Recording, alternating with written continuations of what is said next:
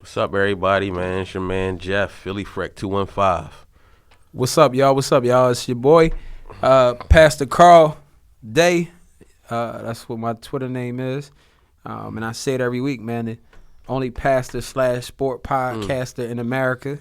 Yeah, football is back, y'all. Football definitely back, man. You know, we finally starting to see these players in some pads, some live action. You know, got some moves going on, man. So we got some Cowboys and Eagles news to talk about today.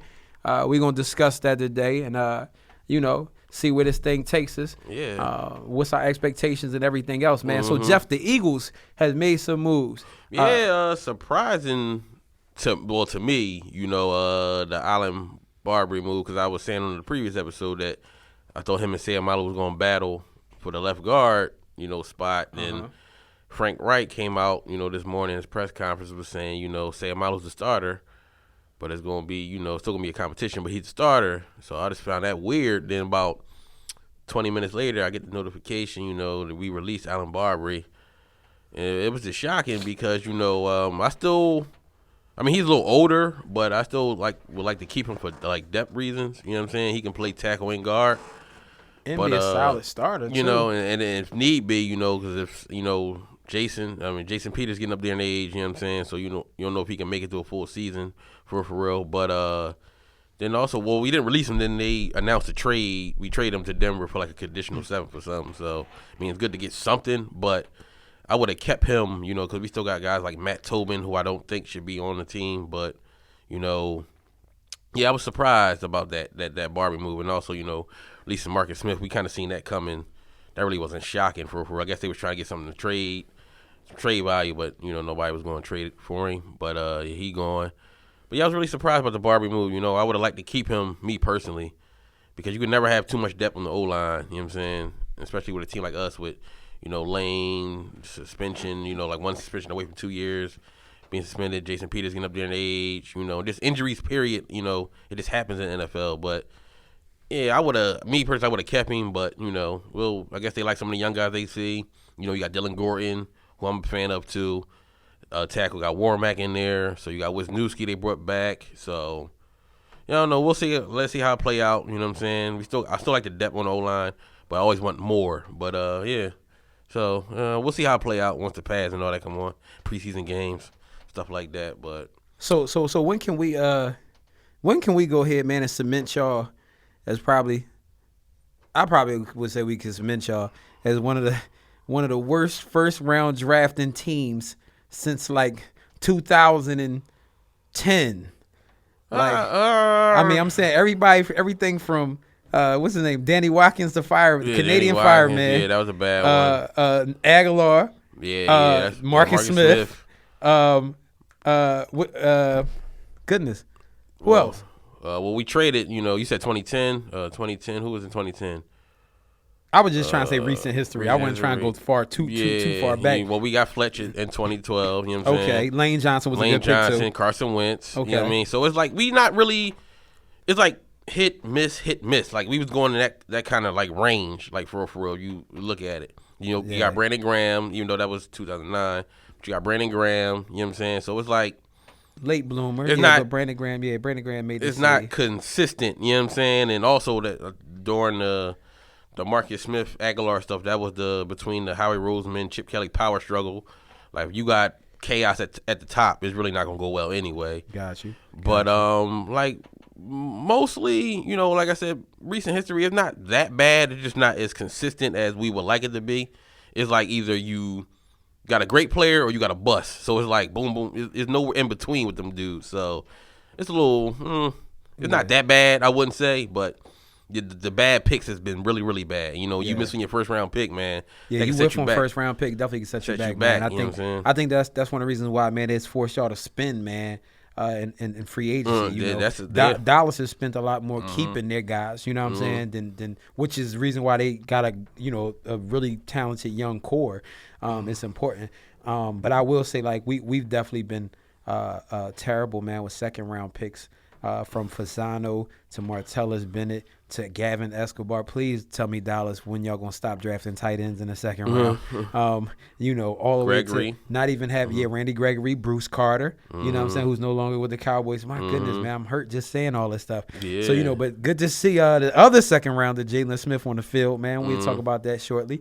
But yeah, man, I don't know. That was just something I wanted to throw out there though, man. Because y'all a little shaky, man. You know what I'm saying, with the first round pick, man. But when we miss on them, like, we all have a dude like in the late rounds that'll come, you know, and be like with the Aguilar draft, you got Jordan Hicks. So, you know what I'm saying? It's like you found somebody in the draft that's a stud, a starter.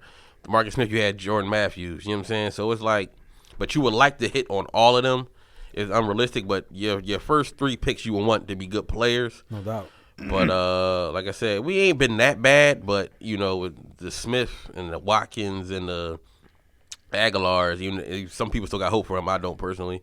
But they really been bad, man. So yeah, that can also, like you said, set you back. Free agency. And I mean, truth be told, and you know, and I mean, that goes for everybody. But I mean, even Carson Wentz, though, you know, what I mean, he got prove. You know, he still got you know, what I mean, he got a lot to prove as well. You know, and I think he got some things to build off of, but he still got a lot to prove too, especially because y'all moved up to get him and everything else too. So yeah, man, I think depending on how Wentz play out, I think he could determine whether Howie sticks around. Not even sticking around, but absolutely. How we still have a job, because you got to factor in like those first round picks, man. You know, it definitely. But also, he got some of that back. You know what I'm saying? Like, we got that back with Sam Bradford turned to Derek Barnett. Yeah. But do you start to? That's why I was going to say. But yeah, then again, it may fall more on the scouts. But then again, Howie, y'all switched scouts. Y'all switched a lot of. Yeah, you know, got Joe Douglas in here now. I'm gonna say y'all turned that over. So it still may eventually fall on. I mean, Lurie said it. You know what I mean? It's like on him. You know what I'm saying? He made it because when he was announcing, you know, Douglas and Howie coming back in the fold, they was asking him, you know, will it be accountability for him? And Jeffrey Lurie was like, yeah, he's going to be held accountable. He said himself, I'm going to be accountable. I mean, it's all on me. Okay. So it's just depending on how this thing go. You know what I mean? If Wentz turned out to be the quarterback I think he could be, everybody will be around for a long time. But, you know, it's still, you got to go out and prove it. You know what I'm saying? But a lot definitely hinge on the quarterback position, though, man. Oh yeah, that's the main position in this sport, and the most important position in sports. Period, in my belief, like in all sports, like you got a good quarterback, man, you pretty much set. Everything else is fall in place. I agree. For real. I definitely agree. Yeah, man. So yeah, well, I definitely wanted to say, man, a couple things here. Definitely good to see Jalen Smith on the field. Jalen practiced today without the brace on, man, got the pads on. Dude is out there moving around, man. That's a good thing. Saying that the nerve regeneration is coming along and it's increasing rapidly. You know, I really expect to, man, I expect to see good things from this kid. I still think Dallas should just take it slow. And I know he knows that too as well. You know what I'm saying? But at the same time, man, just his instincts, man, and his athleticism and whatnot, man, is just, I really think the kid is going to be good. I think the first year he just going to adjust to the speed of the game. Also, you know, strengthening his foot and his knee and everything else, man. But I'm excited for him. Lucky Whitehead. Well, before we get that about Jalen Smith, I seen a video. What was the boy name? I don't know. One of y'all writers, John. Machado. Okay. He showed a video and Jalen looked a little like he looked limp. Like he didn't look. I don't know if that was like the first rep or what, but he didn't look, you know, quick. You know what I'm saying? Like he didn't look like he looked in them workout videos. You know what I'm saying? Like he was a little slow getting to the outside and he had like a little hitch in his step. So I think with him, especially once the game start and like how his mental, like how he be when he got to engage with a blocker, like what he be thinking. 'Cause that's what happened with Kiko when Kiko was here. That year he came with that knee injury. He was kind of timid. Then, you know, as you see with more time last year in Miami, he eventually turned it around, got a little contract extension last year from Miami. Played well, but like with that time away, like how long would it take him to get back into the flow? I think that's a question mark for Jalen Smith because, you know, I was a huge fan. He played at Notre Dame. I'm a big Notre Dame fan. You know what I mean? And dude was a beast. You know what I'm saying? But I just think like that timing, him getting that timing down and trusting, you know, planting and all that kind of other stuff, you know, when linemen are really running full speed at you, I just think that's a question mark about him. But, I mean, everything else, like his attributes is top notch. But just seeing how he get back from that, I think is a big question mark. You know what I'm saying? No doubt, no doubt. Mental play a lot. Especially a linebacker. You know when it comes to the game, period, man. And I just actually was having that conversation with somebody, even on the quarterback position, man. At QB, man, a lot of what makes a quarterback great is, the mental aspect of it, mental toughness. You know what I'm saying? The poise. Things that you practically can't coach. You know what I'm saying? And that's kind of what separates Brady from everybody else, is his ability to diagnose plays, but also his mental toughness, getting down to Atlanta the way they was down, and seeing how he rebounded, seeing how he kept coming, has that killer instinct. So,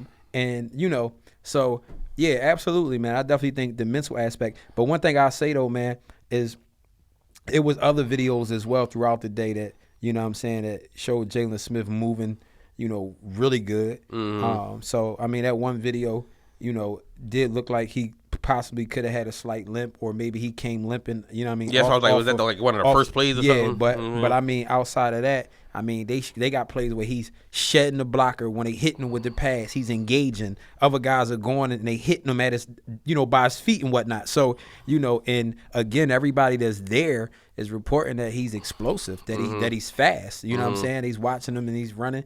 So again, like you said though, but come during the games, and this is that's definitely important, when it's time to engage, when it's other guys coming at you that don't really care if you get hurt or not, and not to say they intentionally trying to hurt you, but you're competing. You know what I'm saying? So they're trying to hit you, intentionally. So we'll see that, man. But one person, just based upon how this kid has stayed focused, being a man of faith, and just really betting on himself the way he is, I don't really think he's going to go out there timid at all. I think, if anything, he feels like he got a lot to prove, and was determined and knew he would come back from this, and he's been consistent with it. So I don't think he's came this far to be out there acting timid. I think, if anything, he going to get hurt trying to go out there. And if he does get hurt, it's going to be because he was going 150 miles an hour. You know what I'm saying? That's just how I feel about him. And we'll see. You know what I mean? So hopefully, we're good to see him, man. And some of these preseason reps, they'll go out there, put him out there for a few series, let him move around,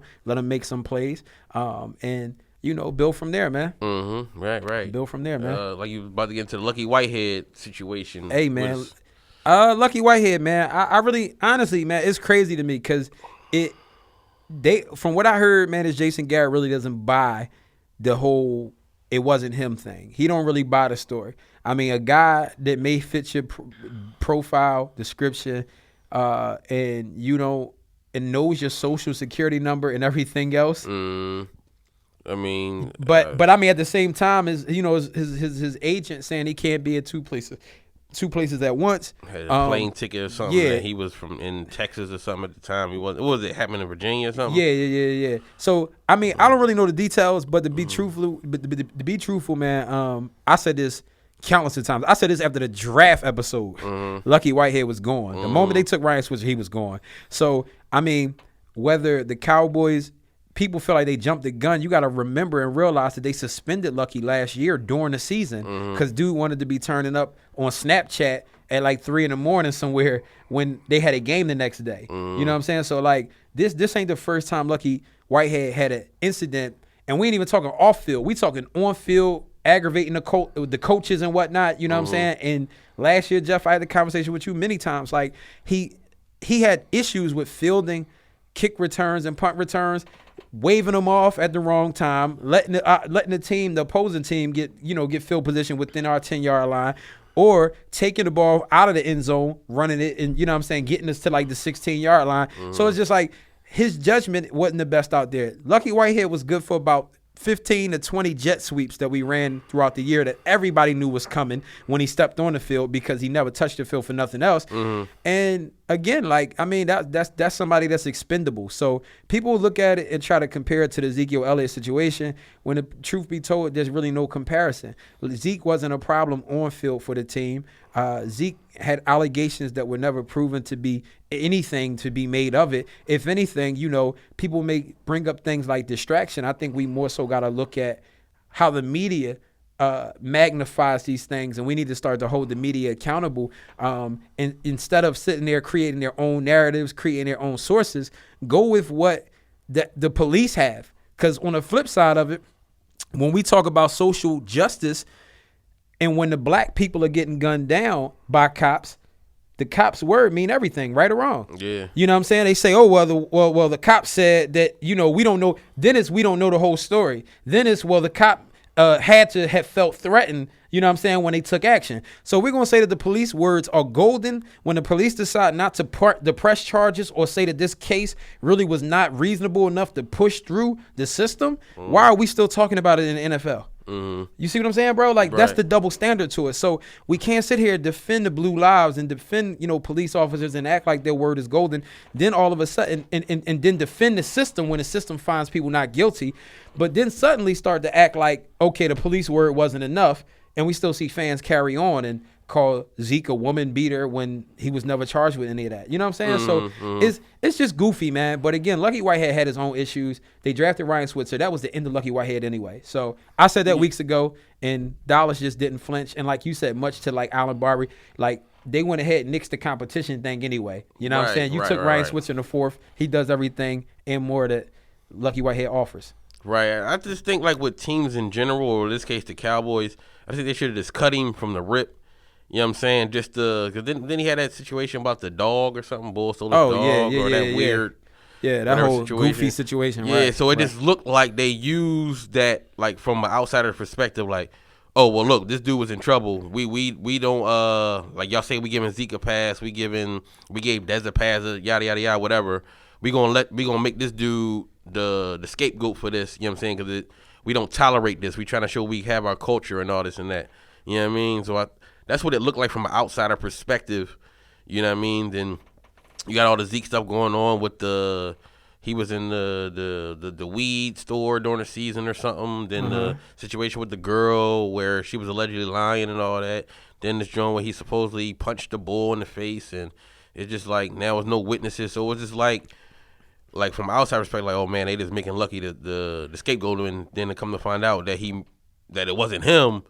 It's just like, oh damn, man, you know what I'm saying? They just messed up. They jumped the gun on it. And he was telling Garrett, it's not me, coach. And Garrett was like, I don't believe you. And it's just a whole, messy situation. And like players gotta start being more mindful of like how they operate off the field, and especially now where it's cameras and all kind of stuff everywhere now, man. You just gotta be more aware of your surroundings, man, and pick and choose what you do.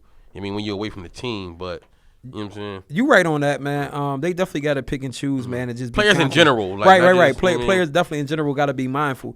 But it's a few things I want to say to that though, man. Now the situation though, with that being said, people like the Cowboys looking for a scapegoat.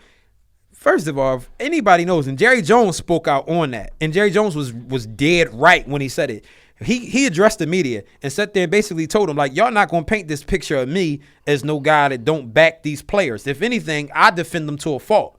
So Jerry Jones don't need to have a scapegoat when he wants to cut a player, because he didn't kept Randy Gregory. Randy Gregory ain't been on the field, you know what I'm saying, in a few years. So if anything, he's loyal, like he said, to a fault. So Lucky Whitehead was beyond just a scapegoat. Again, this was a player who really was not going to make the team. So therefore, with that being said, you don't even have to continue to deal with the nonsense from him, because you knew he wasn't going to be around. You see what I'm saying? Yeah, so that's more media spin, because like Jerry Jones said, the Rolando McClains, we kept him last year. He was on the roster even after getting suspended for like the second time since he's been a Cowboy. See what I'm saying? There's other guys who was on that team where they weren't fringe players. And of course, if you know his chances are slim to none to make the team, why are we going to keep you around anyway and keep the circus circulating around you anyway? Period. Worth it, yeah, that just don't make sense. So where Jerry was saying it was like, yo, I don't need no scapegoat. If anything, I offer the second chances and the third chances to these guys, even in spite of them and their differences. Jerry Jones was willing to take on Greg Hardy, and didn't care what outsiders had to say about the man. You know what I'm saying? So I mean, I applaud Jerry Jones for that, because truth be told, corporate America and even the media itself don't really want to see you have that second chance. See, and so even with that being said, my thing is with Ezekiel Elliott, there's no video evidence of him doing anything. If the NFL decides to take action on him, how does Joe Mixon not face suspension? How is Joe Mixon still having a job if that's the case? With the video evidence already being there. In fact, the NFL themselves or ESPN decided to show the video when he got drafted, which was a damn shame. You know what I'm saying? Like, this is what's going on. So I think that we also got to address this beast that the media is too, because the NFL moves and flows depending on how they think the perception of people, how people view it. These same things, we celebrate NBA players. They can be on Instagram with strippers. They can do whatever they want to do, be on yachts and boats, be on parties. They can do all of this stuff. But the NFL players get ostracized for these same things because the media paints them and makes them look like they're distractions when they are young, rich men just enjoying their lives. You know what I'm saying? It was on TMZ when Zeke and Dak was somewhere like in a club or something during the bye week enjoying themselves. Then people act like, are these guys ready for prime time? It's just the NFL. This is the NFL and their own issues in the way they try to control these men. Just like it's other leagues that's not suspending people for weed. NFL is the only people right now testing everybody for marijuana, suspending, giving guys lifetime bans because they failed the marijuana. First of all, if you play in California or you play in Colorado, it's all over the place. Washington, right. So how is it that you're suspending people for something that's legal in certain states? Yeah, they just so powerful, man. NFL is so powerful. But the problem is we give it the power though. Like, and we talking here on Troll Free Sports, you know what I mean? And it's just like we have to take the media's power away. We too caught up in watching the first takes and that Undisputed and all that kind of nonsense where they spin this stuff and fans love the negativity that they draw to it. Right. You know what I'm saying? Because again, we see people talking about Ezekiel Elliott, and these things are also, and I'm willing to stir the pot and call it for what it is, but it's also racial implications in it as well. Because people are sitting here calling Ezekiel Elliott a woman beater, but won't call Ben Roethlisberger a rapist. Yeah, that's true. You know what I'm saying? Like I've seen other fans, I've seen Eagles fans jump all of my mentions. You're defending a woman beater. This was something a man was not even charged with. Right. Yeah, I think that whole day it just went like all over the place, man. Like it just went from left to right and it just got a real messy because. What day you referring to? The day when that when the girl you Melissa, gotta be clear. You gotta talk to the fans. You gotta let the listeners know what happened. When the girl what's her name, Melissa, she put out a tweet about like seeing Zeke crash and burn or something like that. Then you jumped in and said like put the racial implications on it. You know what I'm saying? And everybody was like, no, boom, boom. Like I seen her tweets previously. You know what I'm saying? I don't know her personally, but I'm just saying I just know she liked to troll the Cowboys in general, so I don't think she was, implying race. But it's out there, definitely out there for all players. Period. Right. You know what I'm saying? Like even back to McNabb, when that's why I personally don't think McNabb was celebrated in the city how he should be. You know what I'm saying? Like his whole career, he never had weapons at all. And for Carson Wentz last year, that's all he upset. He need weapons. Right. McNabb had a weapon for one and a half years. And everybody in Philly was trying to call him a choke artist and everything else. You know what I'm saying? No doubt. That's it's out there. But it's strongly out there, and even with Cowboy fans as well. You saw many people, many conservative Confederate flag representing and wearing people that did not want to see Dak Prescott succeed last year either. You know what I'm saying? Yeah, I see that. And that kept sitting there every single week. Kept trying to go ahead. The man won 10, 11 games straight. And folks sitting there in the second damn quarter of a game talking about, Romo would have made a better throw than that. Oh, they was they was coming along with us Eagles fans. Like, come on, man. Criticizing Dak. They was with us. Come on, man. trying to sit there and strip that man of what Wheaton and Castle could not do. So I'm saying that to say, and of course, I wasn't, and that's another thing too. People drew the tweet out of context. You wasn't calling her. Yeah, the woman said what she said, right, and sat there and watching Zeke crash and burn or whatever, and was smiling. And in the GIF itself was a white woman watching, smiling, looking at something on fire. So I said, listen here, a white woman wanting to see a black athlete fail is nothing new. Thanks for continuing in the narrative. So therefore, that particular instance was what it was, though. It was a white woman sitting there talking about she's enjoying a black athlete crash and burn, period. I didn't call her racist, but it was what it was. You see what I'm saying? And again, the narrative is real. And in fact, Ezekiel Elliott's accuser just happens to be white woman. Yeah, okay. And had no proof. And apparently these guys had text messages and everything else of this woman trying to ruin him and sat there basically showing, which is why charges was not pressed. Anything else was not proceeded with, because obviously the woman was sitting there trying to get whatever she had to gain out of it. Right. This is why I'm saying, though. And, so I wasn't calling a woman a particularly racist. And when she tweeted me back and said, listen here, like, that's not the case, blah, blah, blah, I took her for what she said. And I said, okay. Right. I said, so then in other words, I won't call you racist. I'll call you horrible. Because one thing I don't do, and this is something I don't get into, bro. I never, like, you know me, we got years in since we've been teens, over 15, 16 years of friendship. Me and you, I never got at you and laughed or whatever because somebody got hurt from your team, or we don't do that, because I don't, like, these men have lives, they got families. So all of that, watching people crash and burn and laughing and everything else, I'm not a proponent of trying to make fun out of somebody's hardships. You know what I'm saying? So I'm not the one to sit there and be like, yo, look what's going on with this man being blamed, because I've been in places and points in my life where I was accused. You know what I'm saying? So I don't, that's where my lens is different from everybody else's. You know what I'm saying? A lot of these people ain't experienced life, ain't been through nothing. So I don't sit there and laugh when people are just when accusations are just thrown. You know what I'm saying? I believe in people going through the system, you know what I'm saying, getting their fair chance, you know what I'm saying, to clear their name, which is why, again, the media got to be held accountable, but the fans keep feeding into the narrative. So we take, it sells, and we got to stop allowing it to sell. You know what I'm saying? Like, we take it and run with it only when it fits what we wanted to fit. But like I said, I have yet to see those same Eagles fans like calling Ben a rapist, or even still talking about Ben at this point. You see what I'm saying? And it's just like, but they'll sit there and try to paint the picture. I got people that hit me up from Eagles Nation talking about some you playing the race card. First of all, to call the race card a card in the racism a race card in the first place is racist in itself. You know what I'm saying? So you can't be on one side of the oppression trying to sit there and tell me how am I supposed to go ahead and view America, being as though that my people are still being oppressed in the first place. But that's for another day, another discussion. But it's just like, these are the things in which, man, we have to be able to tackle as a whole. Also, why is majority of this NFL, man, African American, period, and then yet these men aren't even really getting guaranteed money, man. You know what I'm saying? And we see other sports sitting here making all kinds of money, getting guaranteed money and whatnot. And that transcends race as well, though, because you got other races in the NFL as well that's being underpaid. But I'm just saying, I bring light to what's really happening.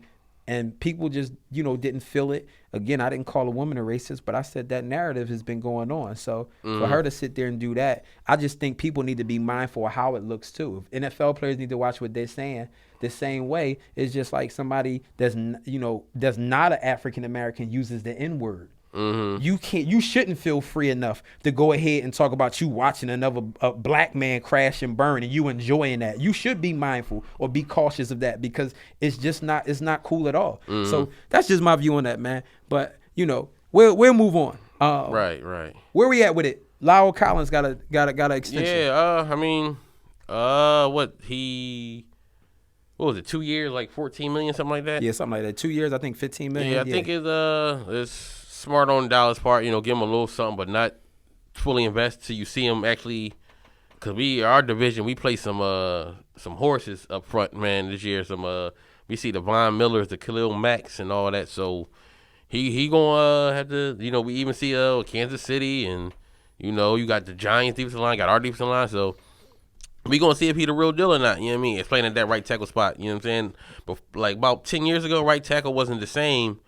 But now, teams moving their pass rushers all over the place, so you got to have two good tackles. Got to. So we gonna see if he can handle that spot, man. Well, I'll say this, man. Especially at guard, one thing he was able to do, especially when he was healthy, was get to those second and third levels, man, with quickness. You know what I'm saying? So he has the speed, has the strength, has the aggression. Art, was really consensus top 15 player in the draft when he was in the draft. And another person, man, crazy circumstances got out there with him, man. And I mean, that was a little bit more, severe. Somebody died and they had to clear and everything else. But, even for him to be in the clear, it was still crazy that he went undrafted, again, this brother got every bit of the tools. And again, with that line and with people like Tyron Smith and whatnot, to help mentor you, Travis Frederick, Zach Martin. I mean, I feel perfectly safe and fine with the deal. And I was happy that Dallas actually made that move before Zach Martin. Because I feel like by the time, if they would have waited and, about week 6, 7, 8, man, a lot of people probably would have been more liable to say, nah, we'll talk to y'all after the season. You know what I'm saying? So for them to lock him in there, man, for 2 years, is definitely a great move, man. And the next biggest thing they should be doing is trying to get Zach Martin locked up, which I believe that's what Dallas is working on as we speak. So, shout out to them, man, for definitely locking La'el Collins in. And like you said, he will certainly get his fair share of tests, facing Mac, facing Von Miller and everything else. But I definitely think, man, the kid, man, is physically gifted, man. And I think, again, he has I can't even say great surrounding cast. He got the best surrounding cast around him. And, I look forward to him really performing well because I think that was his natural position. I was saying it last year, and everybody kept trying to tell me, all the quote-unquote Twitter, Cowboys insiders telling me, oh, no way they moves him to right tackle. They keep seeing him as a guard. And what does the Cowboys do? They move him at right tackle. Right. I mean, man, y'all got to start learning too, man. Folks' sources, man, they sources is just as good as y'all's. Like, so they just got a lot more followers than y'all, man, to be honest with you, man. They can say what they want to say, but I mean, what these teams do. So keep your own opinion, watch your games for yourself, man. If you watch the film, man, and formulate your own opinions. Don't try to allow these people to make these decisions for you. Yeah, that's what happens a lot, man. People see something like a narrative put out there and they just run with it. You know what I mean? All day long. Like, I'm trying to think of an example. Like in the Eagles fans, like Zach Ertz. Oh, he had the one play where he didn't block for Carson Wentz. Oh, he's soft. He this and that. He only played well the last half of the season, and he only do. It's just, but it's like if you really break it down and watch, man, and like. Watch him play. Like Eli is elite. yeah. Like if you just watch him, like you see him get open versus anybody, and also you got to factor in the man never had the same quarterback twice.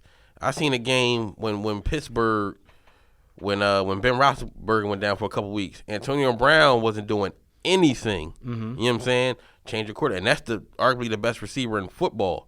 So that different. I mean, he had 1 year he had Vic, then he had Foles, then he had Sanchez, then he had Bradford. Now he got Wentz. It's like you got to develop a chemistry on that field, man. People don't understand that. They think it's just like Madden. You just add people and just, all right, we running out here. But it's more to playing football than just, oh, man, well, he can't do this, he can't do that. That's real. It's just, you know what I mean? And the narrative just, oh, he's a bum and he breakout season, this and that. But his numbers is just as good as, other top 10 tight ends in the league. Like, no matter when he got to.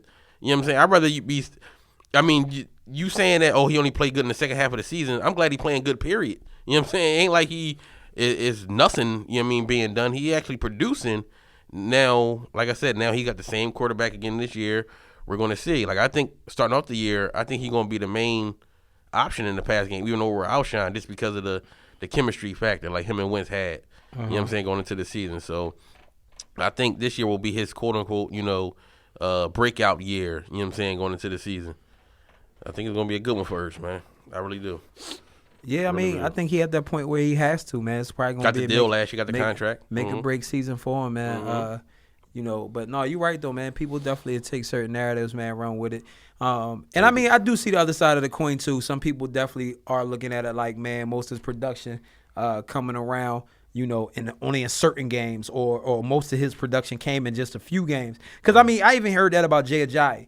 Like, some people were saying, like, yo, outside of his 3 200-yard games, like, dude gave you a bunch of kind of pedestrian type of, games. You know what I'm saying? Which you almost have to – you do – I mean, it's two sides of that coin. You know what I'm saying? You definitely do got to pay attention to that because then it's just like, but it's not like y'all got all your chips – invested just in him itself. You know what I'm saying? It's not like y'all just saying like, yo, this is our only weapon.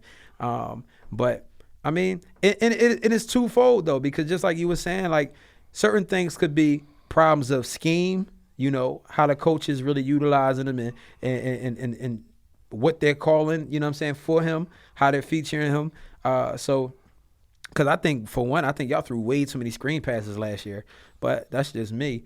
To the wrong players, too. Yeah, it's quick screens to wide receivers and running backs. And it was just like, that's not a good play call. It was just like, man. So again, a lot's going to hinge on Doug Peterson, man. Oh, absolutely. A lot is definitely going to hinge on Doug Peterson, man. Carson Wentz's progression is going to hinge on Doug Peterson, and also himself. Things he got to clean up and work on. But yeah, it's definitely got to see how the coach is going to put that stuff together, man. So I mean, what do you? How do you think? How do you think, man, the season's going to turn out for y'all, man? Like I put it on Twitter like about 2 weeks ago. Like I gotta say, because did you see those records that USA Today? I seen USA Today, and I seen another one. Somebody had us at 9. Somebody had us at 10? I don't know. I seen like 2-3 different ones. Okay. But me personally, like I got us at 10-6 this year. But depending on that Kansas City game, I think if we beat Kansas City, we can potentially get to 11 wins. I think that Kansas City game is like the swing game for me, you know what I'm saying? Like early in the season, tough opponent, one of the top coaches in the game, Andy Reid, going against his protege. So he kind of, him and Doug should know each other, what they're going to run. Going against Marcus Peters, Justin Houston, Eric Berry. You know what I mean? Got to worry about Tyreek Hill. But like I said, I got us about like 10-6. Possibly 11-5, but I definitely see us making the playoffs this year. Ooh. Of course, barring health. But like I said, you added Alshon Jeffrey, got Carson Wentz back, got a great offensive line if they stayed intact. You got LeGarrette Blount for short yardage, got a pretty damn good defense. Questionable at the cornerback spot, but everywhere else is solid. You know what I'm saying? Like I just don't see why we shouldn't make the playoffs. You know what I mean? Like, if everything goes according to plan and if things progress right, you know what I mean? I don't see why we shouldn't be considered in the playoff mix, All right, so give us a divisional breakdown, starting from teams 1 through 4. How does the division finish out? What you saying? Like I said, I got us at 10-6, 11-5. So I don't see nobody winning more than 11 games in the division anyway.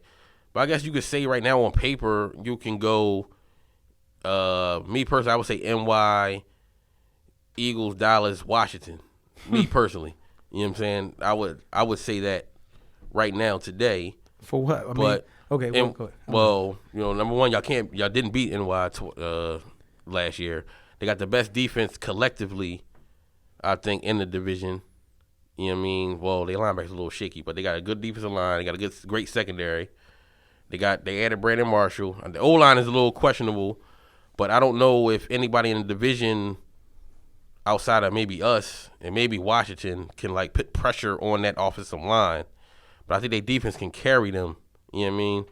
Like I said about us.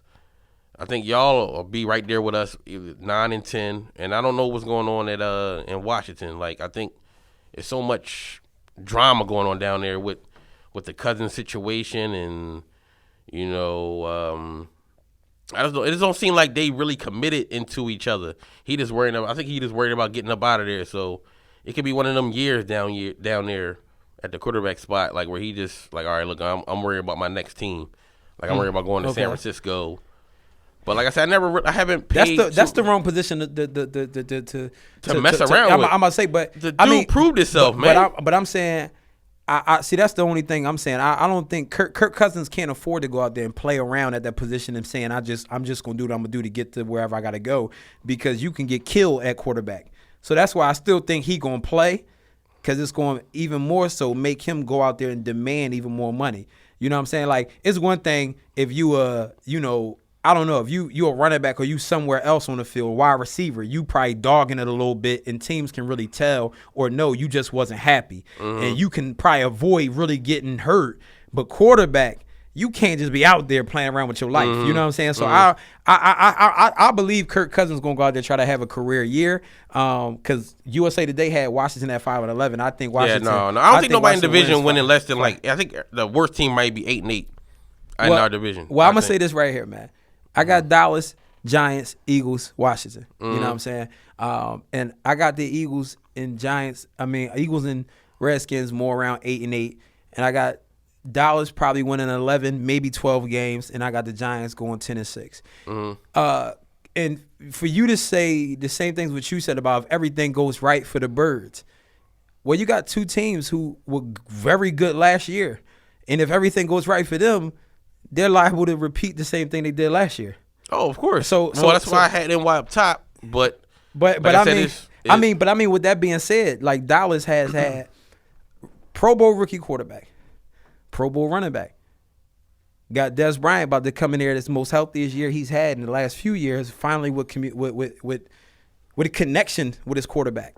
Quarterback has a better understanding of the game this year.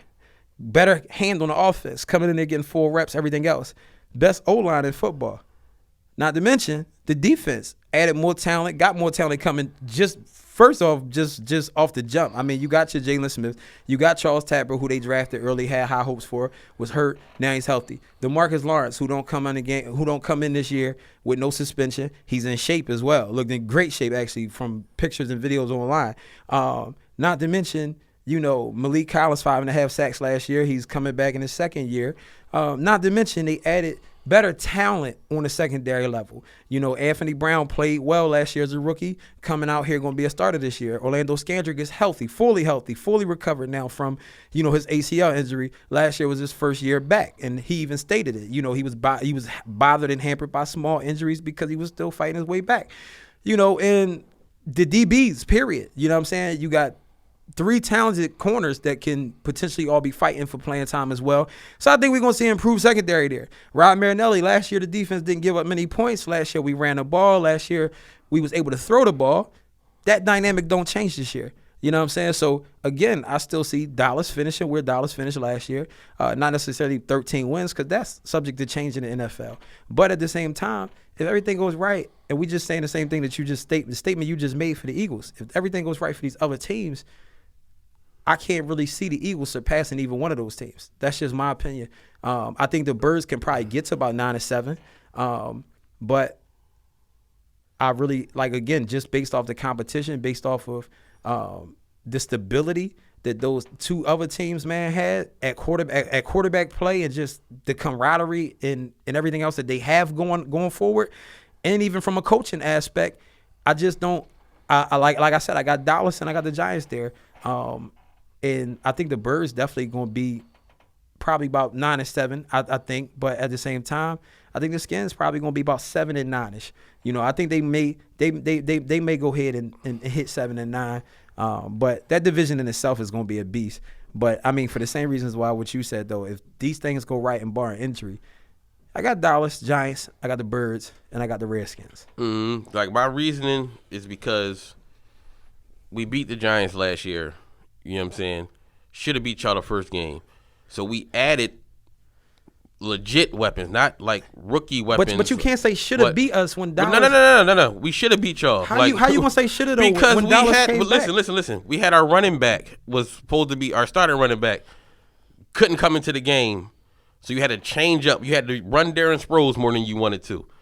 We had a 10-point lead in the fourth quarter, and we blew it. Y'all ran y'all fake punt. You know what I'm saying? And but listen, in the NFL, you can't say you blew nothing. The team took it back. What are you talking about? In the playoffs, you said y'all should have beat Green Bay. No, I ain't say. Yeah, you said. Listen, I said that. You said we should have beat Green Bay. I said no. What I said was we damn sure could have won. I said we would have won that game had it went to overtime. But it was the same thing. No. It's not the same thing. It's not the same thing because you lost. I said, listen. I said if it would have went overtime, we'd have won. But it didn't. Hold up, but it didn't. So how can you say? But hold on. But it didn't. And I never sat there and said, man, we should have won that game. You said it after it. You said you said, yo, man, we went into overtime like you just said. If we would have won. The game went overtime. But it didn't. So what is it different? Wait, hold on. What is it different from me saying we had the game won? The difference was this, though. Dallas took the game back, tied it up, and then went right into overtime and moved down the field with ease and scored a touchdown on the first drive. But my point, what I'm saying is with more talent added to our offense, There's nobody on that defense. You can't count. How? I can't count Alshon Jeffrey. You can't sit here. No, what I'm talking about is it ain't that you can't count Alshon Jeffrey. It's plenty of things Dallas did not capitalize on in that first game as well. Not to mention, one of your wins came when Dallas set everybody at the end of the year. So for you to be like, oh, well, we won 7 games and we could have won this. I didn't say we 7 games. But hold on. But my thing is this. You can't sit there and be like basing this off of, well, last year, because Dallas. Wait, hold on. You just based your whole team going on last year. What are you talking about? This how the team performed and won. So this is what I'm saying. I'm saying with added talent like Alshon Jeffrey, LeGarrette Blount, we're going to be better. We're going to be better. Our defense is better. But every other team going to be better. How? But I'm talking about guys that – you're talking about rookies that never played. I didn't say nothing about Derek Barnett going to be the difference for this division. I'm talking about Alshon Jeffrey that's proven. You're talking about 3 rookies in the secondary that hasn't played a snap in NFL. You talking about Charles Tapper. You just said we added talent to the secondary. They all rookies. The starters that secondary. I didn't. You said we added. You said we added 3 corners to the secondary. Listen, I named you 2 guys that played last year as our starters. But I said we added other young guys too that's going to fight for playing time. Yeah, you counted on it. You said it like you're counting on them. That's what I'm saying. You said Tapper. He didn't do nothing last year. Did he play? No, that's what I'm saying. So you count on guys, DeMarcus Lawrence, who's solid dude, nothing special. So that's what I'm saying. Like, it's a different dynamic in that, like, changing players in the secondary like that. Then you could also, who's your other safety? Like you said, Barry Church was the captain. You don't have that no more. You're gonna rely on Byron Jones to do more this year. So with some things that's Jalen Smith, you're relying on him. Like I said, he looked like he was limping on the field. So with some things that's question marks there. And I'm saying we added talent. And I feel as though that we can beat any team in the division. Well, we always beat the Giants regardless. We've been beating them for the past 4 years. And you just said they added other people too. So that's what I'm saying. But I'm saying their offensive line, they can't block us up front. And that's the major part. That's why I said with y'all, it's like y'all can't really put pressure on Eli like that because y'all pass rush is still a little. But Eli didn't do nothing to us last year. But when they because now see when you get into now I'm gonna play Jeff argument here. When you get into talking about games y'all should have won, Terrence Williams failed to run out of bounds. The first game we played the Giants. Second game they beat us 10-7. Right. So I'm just saying. So in those games, and we did things in which we could have won the game had we did things differently as well. So I'm saying you can always go back, dissect that, and sit there and say, man, Dallas blew this game because when Dallas was ahead on the Giants, because the Giants didn't score till later on in the game when Odell took off for a slant and took it to the house on us, which made them get their 7. But what I'm saying, did y'all have? But my thing about our game, we had a 10-point lead with like 10 minutes left in the fourth quarter. You're supposed to win that game. That's what I'm saying. I'm not saying, oh, well, we should have beat Detroit. But y'all weren't good enough. Y'all weren't good enough to win. But the thing about it is, but if you go back and look at the game, I'm talking. If you go back and look at that game, Dallas had many opportunities to be ahead on y'all big time in the first half. Period. You go back and watch the game, you'll see it for yourself. I watched it, but Dak was off the first half. He wasn't on. It was more than Dak Prescott. What you mean? He completed like 40% passes that game. Dog, listen, if you go back to that game, you'll see Dallas making ridiculous calls. We was putting pressure on in the red zone. Dallas wasn't even running when we got in the red zone, which led to an interception. You know what I'm saying? When actually one of your cornerbacks pushed the guy down and came down for that interception in the red zone. Jordan Hicks got the interception. Yeah, absolutely. And so what guy did he push? And Witten got knocked off on the play. He got knocked off by who? What corner? You said corner. Go back and watch it. You said what corner? Witten. No corner was covering Witten. Go back and watch it. What corner was covering Witten? When Hicks caught a pass, you'll see Witten was interfered with. When Hicks scored the interception, you'll see Witten was interfered with. All you got to do is go back and watch it. Okay, so if that gets taken away. So I'm saying to you, but that was 7 points. Mind you, listen, hold on. Mind you, we was at the 2-yard line. And all Dallas had to do was run. Shouldn't have been thrown in the first place. I'm just telling you. But these are the same things. That's what your coach do. But listen, this is what you're saying, though, bro. I'm saying you're talking about what could have happened, or y'all talk about how y'all even got to having a lead in the first place, man. It was a lot of other determining factors in that game. That's man. Every game. You can say that for every game we play. So that but makes my point is, what I'm saying is, you can't say if you was up by 10 and your defense was what you said it was, Dallas scored unanswered points and went ahead, tied it up, and moved down on the field. Like I said, the defense, y'all got momentum. The offense didn't do what they were supposed to do. Okay. We didn't finish the game. Doug Peterson didn't kick a field goal when he was supposed to. He caught a screen pass to Doug. Because he didn't trust the defense. No, that's not because he didn't trust. That's just how he called games. He didn't trust the defense. The defense had us in all the games last year, majority, besides the Cincinnati one. The defense got ran through, man. Fourth quarter on Ran through on who? He didn't even have 100 yards. He had like 90 yards. I'm talking about they got ran through in that fourth quarter because they was held overtime. in that fourth quarter to overtime, man, Dallas Cowboys did what they wanted to do. Because like the point was, the momentum shifted. You should have put the game away when you was up 10 points. Going into that point, the defense was controlling the game. So the offense, it plays off the defense. How y'all defense was pretty good last year is because your defense wasn't good talent-wise, but the offense complemented. We wasn't doing. Listen, that's football. We wasn't even in the top 5 teams when it came to time possession.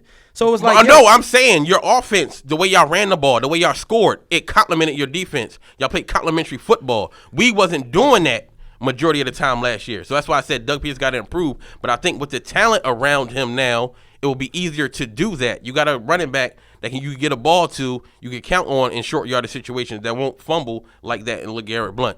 You got a wide receiver now that's a legit wide receiver, a number 1 wide receiver that nobody in the division, maybe outside of Janoris Jenkins, can cover. Okay. So you have that. I mean, he was getting covered in Chicago, but I'm listening. Come on, man. Who was his quarterbacks? Come on. Listening. Brian Hoyer put up good numbers. He was playing good, and Alshon was playing good when he was out there. Numbers. And Alshon was getting open. He just wasn't getting the ball. He ain't do nothing to us. But go ahead, I'm listening. He was getting open, though. It don't matter. The quarterback got to give him the ball. I'm listening, man. We played Alshon last year. But anyways, the Bears was 3-13. I'm saying that to say again, if everything goes right, according to your logic, you just say what you just said. I'm basing this off of what you're saying. These teams going to improve, and these teams have gotten better as well, period. So y'all went 13-3. So how y'all going to improve? Y'all went 13-3. What you mean, how we going to improve? You said improve. That means a better record. That's what I'm saying. Y'all going to be 14-2? That don't necessarily mean it's a better record. So how are you going to improve? Listen, because that determines when we get back into those playoffs that these guys is playing on a different level. You know what I mean? You go 13-3. Games in the NFL can go either way on sometimes, and sometimes players may have bad games, which is why I said, man, we might go 11-5, 12-4, but we ain't going to be no less. But that's taking a step back than record. Why we talking about the regular season? So that's taking a step back. No, but that's not necessarily saying you took a step back. That's what you mean? The game is predicated on wins and losses, dog. What are you talking about? Now listen, y'all could technically have played better, but other teams have gotten the best of y'all. You know what I'm saying, on a certain Sunday, and that doesn't still determine the fact that y'all haven't improved or individual players haven't improved. Like I said, we had trash at wide receiver outside of Jordan Matthews. Zach Ertz missed games. Jordan Matthews missed games. Our number 1 running back missed games. Our stud right tackle missed games. And so did those same things. Wait, hold on. We had movement. We had 2 games where our starting right guard missed the game when kickoff came on. Okay. He missed the game. So you had to move somebody that didn't practice there all week, play right guard. You lost the left guard to injury. So let's see. Let's roll that down. Now, Dallas lost Tyron Smith, and Tyron Smith had nagging back injuries throughout the season. Dallas lost Dez Bryant for 3 games. Dallas didn't even come in a year with his starting defensive ends on top of that. You know what I'm saying? So here it is again. You know, Dallas lost corners. The only consistent person that was back there was Byron Jones and Brandon Carr last year. And Anthony Brown, you said, right? Wait, Anthony Brown was starting, but he wasn't even expected to start. So this was a guy that was taken later on in later rounds. We had a third round grade on him, but happened to start playing in the season and becoming our starter because Scandrick, Mo Claiborne was out, Barry Church was down, then J.J. Wilcox was down. So you talking about, you saying who going to be there, but this is the same team that fought against all of that and still won 13 games. I'm talking about the same time. Did Tyron Smith miss games? When Dez Bryant. No. I'm talking about on the offensive line up front. Did Tyron Smith miss games and Zach Martin miss the same game? No, they didn't. Y'all have a Zach Martin. Listen. So you can't mention. We got a Lane Johnson. What are you talking about? You just said Tyron and Zach Martin at the same time. But what I'm saying is our right side of the line missed a game. Right side, the whole right side of the line was completely shifted. I just still named you other players that was important. Okay, so you also, but listen. I'm listening. You said you still had Zeke in the backfield, a running game, a horse that was there every week. Every week you relied on. Where he running? In the interior. And guess what? Zeke going to be there next year. But my point is, this is what you're saying. You're saying, we had this and that. Ain't going to be even better. You still had an elite player to rely on last year. That elite player there. You telling me about LeGarrette Blount, but I'm telling you Zeke Elliott is there. I'm telling you, listen, you're not paying attention. What I'm saying is, you talking about this person missing the game, Dez Bryant missing the game, this and that. You still had Zeke Elliott there. Who do we have on the elite on the offense to help Carson Wentz last year? To help to keep the stuff moving. We were still in games last year with trash NFL, around man. So my point. So why can't the Jags be in games? Like, there's people be in games. Like, that's the NFL, man. But my point is, what is the difference?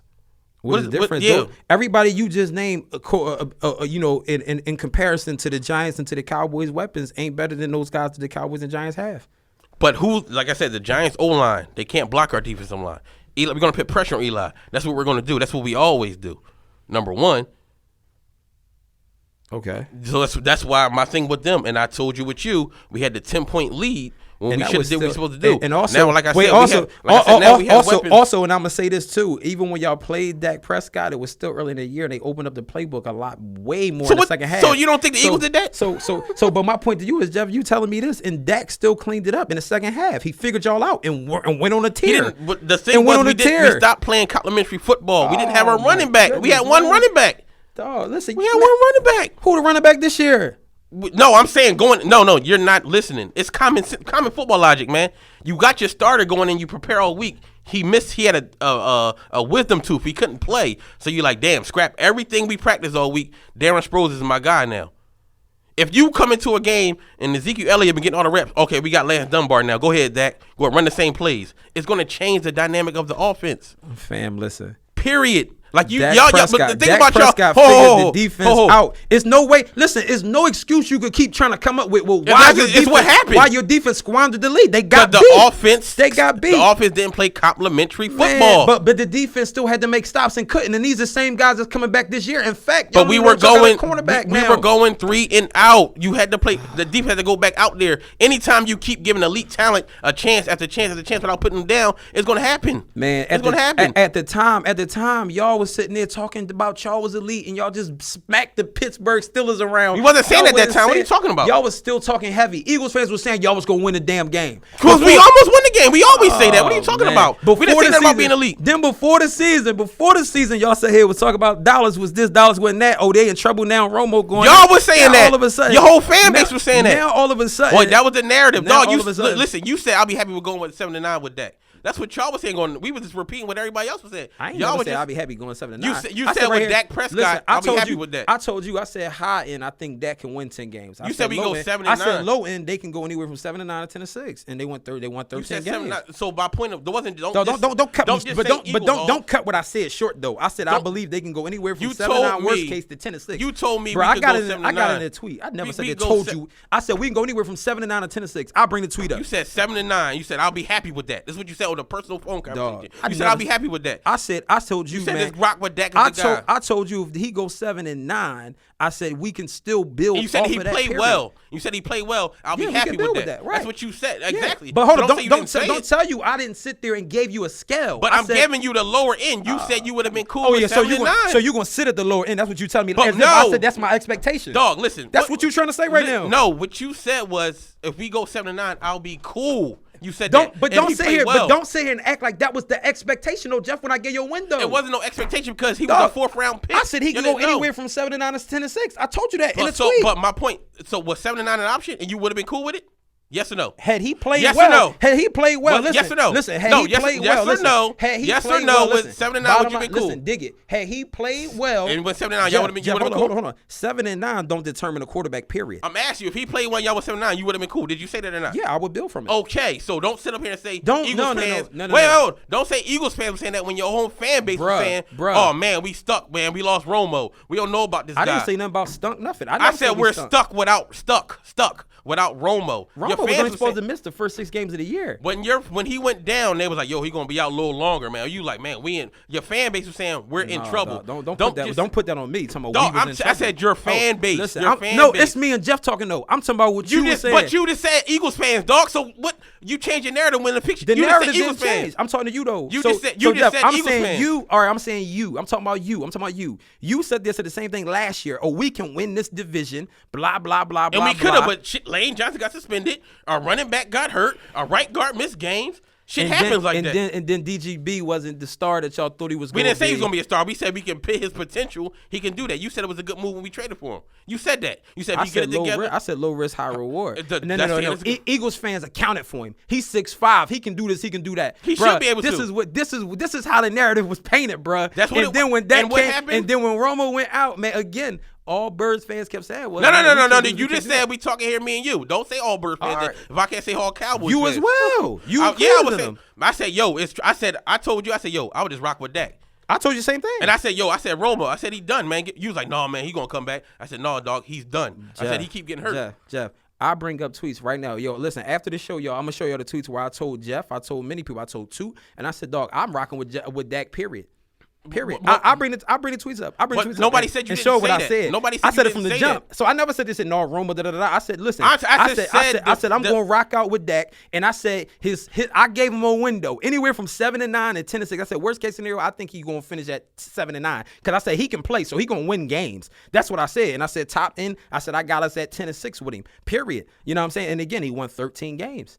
Because like I said, now if I would have been sitting there talking about if we can go about 4-12, but he still showed me he can play, that's me sitting there basically saying I don't even think he's really going to be that good at all. I said right there, told you, man, low end 7-9, high end 10-6, period. Bottom line. So anyway, all that to be said, man, I'm saying this to say this, man. At the end of the day, man, you talking about things going right, and I'm just saying, based off of what we're discussing right here, offensively, the Birds ain't better than the Cowboys or the Giants. But our defense is better. Our defense is better. Man, okay, you said this last year about the defense. You said this last year about the defense. Our offense got better. Our offense got better. We had elite talent. That defense didn't stop nobody from beating them. What are you talking about? Our defense? That defense ain't stopped nobody from beating them. What are you talking about, y'all? No, your defense. Our defense gave up less points than y'all's. We scored a majority. Listen, we won a majority game because of our defense. Our defense was a top 5 points per game allowed. Why? Because your offense. You can't say because our offense when our defense was on the field just as much as y'all's and anybody else's. How? I'm saying, Jeff, we can pull the numbers up. You saying how? Listen, look at time of possession for the year. Listen, how many points did your offense score last year? What was y'all in the offensive score points? Probably about 25 a game. Well, no, I'm saying, was y'all top 5? Probably so. Okay, so that helped. That helps your defense because wait, hold on. Now you proving your own point wrong because you said y'all had a 10-point lead and y'all couldn't hold on the lead. So if we didn't play complimentary football. Our offense we didn't play complimentary football. Our offense had leads and held on to them. We didn't play, and I just said we didn't play complimentary football. Jeff, so y'all Dallas fans, y'all listen to what y'all want to listen to. Jeff, do me a favor. Just go look at how long our team was on the field for last year versus y'all defense. Listen, I'm not talking about time of possession. I'm talking about your offense. Listen, tell me again, like I said. What does that matter? What does that matter? What you mean what do it matter? Because you kept saying because our defense still wasn't giving up points. This is what y'all do. Y'all dumb yourself down to make y'all team look better. On, man. Listen, common sense. If you keep saying we got Zeke, we got Dez. Yo, listen, but they still had opportunities to have to stop offenses, bro. You're not making no sense. Did your offense turn the ball over last year? Nope, because we got Dak. Okay. Yours did, so though. Listen. Your quarterback did. So listen to what I'm saying. That helps your defense, man. Oh, man, but the defense still was on the field. They had to stop teams, Jeff. My point is they still had to stop teams. So did we have more offensive help? Yes, we did. But at the same time, the defense still was on the field, had to make stops. Bro. Common sense in football. Man. No. It's not common sense. It's so common sense. Bro, they gotta make stops. Listen. Let me say this. You keep saying, listen, I'm listening. You keep cutting me off. You keep cutting me off. Yo, listen, man. You keep cutting me off. Listen, if they on the field, they have to make stops. Listen. If the team on the opposite side is scoring points, the other offense is like, yo, man, we got to keep up with these guys. We have to get out our game plan. We can't, because we ain't going to get the ball back if they get the ball back. Which means they attacked the defense, and you said we had a weak secondary. That means they had more opportunities to go ahead and attack. I'm talking about going into this year. So last year, y'all said the same damn thing about Carr and Claiborne and them. I didn't say that. Oh, come on, when man. When did I say that? Y'all was killing Carr and Claiborne. When did I say that? When did you say they was good? I said he was playing good ball. What you talking about? Show me where you ever said Claiborne or Carr was any good. Claiborne was playing good ball last year. No. I'm talking about before the season, man. So, wait, hold on. So now we all over the place now. No. Tell me when you ever, coming in the last year, y'all was saying the same damn thing about our defense, dog. I will go to your tweets from last year before the season. Y'all was talking about our corners, saying our secondary wasn't nothing, dog. Claiborne played good ball when he was on the field. Yeah, Anthony Brown played good ball when he was on the field. We seen that this year during the season. So I'm telling you, now you sitting here saying this, and now we have, telling you Anthony Brown is starting next year. I'm telling you what happened. I'm not talking about going into the year. I'm telling you what happened. I'm telling you what happened. All right, now you sitting here telling us that we lost these guys, but before y'all was saying it was chopped liver. I didn't say that. Jeff, they was bums going into the year, but when the guy's playing well, but when the guy is playing well, you say a guy's playing well. Okay. And so let's say this then. So you saying they was bums before this season, and it was the coach who was coaching them up. So therefore, if they was bums and the coach made them look good, maybe it's more inducive on this coach who's been known to be a great. I said Claiborne. I didn't say nothing about Brandon Carr. I didn't say nothing about Byron Jones. Who's been known to be about Barry Church. Who has known to be. You ain't got to say nothing about them. The results produced themselves. They didn't give up big plays, period, as a unit. And many guys came in and out. That coach runs that scheme. Aaron Rodgers put a big that coach run that scheme. Well, that's Aaron Rodgers. We ain't playing Aaron Rodgers. We ain't playing Aaron Rodgers every week. We playing Carson Wentz in them. So anyway, again, like I said, that coach who is known to be a great coordinator is coaching them up. Because before the season, everybody called them bums. So at the same time, they was bums. And y'all said when y'all come, y'all said they was bums. Listen. I didn't say they was bums because I gave Mo his props even before last year. So again, Brandon Carr was solid. He just couldn't really track the ball and make no turnovers. That was his problem. But he was always there. He was dependable. So like I said, anyway. With that being said, the same defensive coordinator who's taking scraps and taking pieces and continued to show that his defense won't give up a lot of points. Because even when you go back to the 4-12 season, one thing you'll see is that defense still was keeping us in games. Dallas wasn't getting blown out when we went 4-12. We just had terrible quarterback play. So again, this coach Rod Marinelli, who is there, who has continued to take pieces and scraps and players from other teams and picking up street free agents and wasn't getting the defense invested in because everything was going into the offense from the drafts. Now he again has gotten talented DBs in there. He's got his 4th round pick at defensive end coming back now. He has Jalen Smith returning. Again, it can only get better at the end of the day. He don't have to worry about suspensions. He only missing what's my man David Irving, who I actually like. You know what I'm saying? He's missing him for the first 4 games. But again, this is one of the best collective units Rod Marinelli has had to deal with. You know the funny thing is, and that's all. That's all. The funny thing is, when you talk about Dallas, we can only get better. But when you talk about Carson, I told you y'all can get better. I just let you go on a little rant. I let you go on your little soliloquy for like 10 minutes. You did that already. Hold on, relax. You did that already. Relax. You just said, we can only get better. All right, Carson Wentz. He got a lot to prove. Doug Peterson, he got a lot to prove. Because these guys already produced. But these guys already produced, I'm talking about. You're talking about adding talent that didn't do shit on the field yet. You're talking about Charles Tapper, who did nothing on the field, but it's only going to get better. Jalen Smith, nigga can't even walk right. It's only going to get better. But Carson Wentz, I was talking more. I was talking about. Yo, Jess, how much time we got left, Jess? Look, yeah. All I'm saying is no. It's only gonna get better for Dallas. Listen. You said this. Said if everything go right, Jeff. If everything go right for the Cowboys and Giants, they're better than the Eagles. Period. No, they're not. Period. No, you name Alshon. Alshon's not better than nobody on the Cowboys. But who's gonna cover him? Who's gonna cover him? Who's gonna cover Des Bryant? Who's gonna cover him? Who's gonna cover Des Bryant? The same dudes that covered him before when we beat y'all. Toast. We beat y'all though. We at the end of the year? At the end of the year when we set everybody? No. Ever since Dak's been there. Here, man. Ever since Dak's been there, we've been splitting with y'all. Jeff, what you talking about? Before Dak Prescott was there? When Romo was there, he was a better quarterback than Dak Prescott. We was beating y'all. So why are we worried about Dak Prescott and Des Bryant? Ain't nothing changed. Who the hell was defending him? Ain't nothing changed. Those guys ain't there no more. Ain't nothing changed. Who was sitting there defending him? Bombs was back there, so it ain't gonna be worse. And Des still was doing him. But we still was winning games. We still was winning games. When Des scored 3 touchdowns on y'all? Thanksgiving. What happened? When we smacked y'all with Mark Sanchez. Come on, get that. That game didn't happen? That game didn't happen? That game didn't happen. At the end of the day, asking you, that game didn't happen. You naming to me LeGarrette Blount. That game didn't happen. Nobody's fearing LeGarrette Blount. I don't care who you fear. Nobody's fearing LeGarrette Blount. But nobody fears that defense. LeGarrette Blount only plays when he plays for nobody, New England. Nobody cares about LeGarrette Blount on that defense besides LeGarrette Blount got signed after the draft. Nobody cares about LeGarrette Blount. Nobody cares about, but the thing about it is. And you ain't got to care about it. Exactly. And guess what, though? So when we go top 5 in points allowed again, and we keep doing what we've been doing. But who are y'all stopping?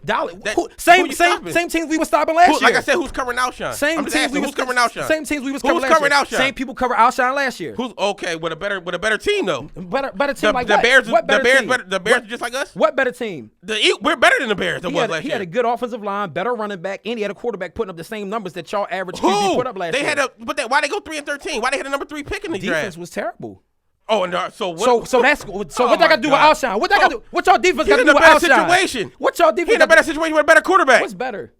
Carson Wentz better than Brian Hoyer. Brian Wentz was average last year, man. Oh my God. Yeah, Jesus, yeah. Come talk to your man, Jesus. Come talk to your man. Look at the production. Oh my God. Wentz was average. Watch the film. Ain't no production. Average. Watch the film. Yeah, I know. I saw it. Sloppy mechanics, risky. Now you're running with the narratives off Twitter. That ain't narrative. We're out. That's we are because you ain't watching. He ain't have the long wind up. Come on, is you kidding? He didn't have a long wind up. He got predictable. His feet was his problem. The offense got predictable. The coach got predictable, and he lost his weapons. That's common football. What weapons?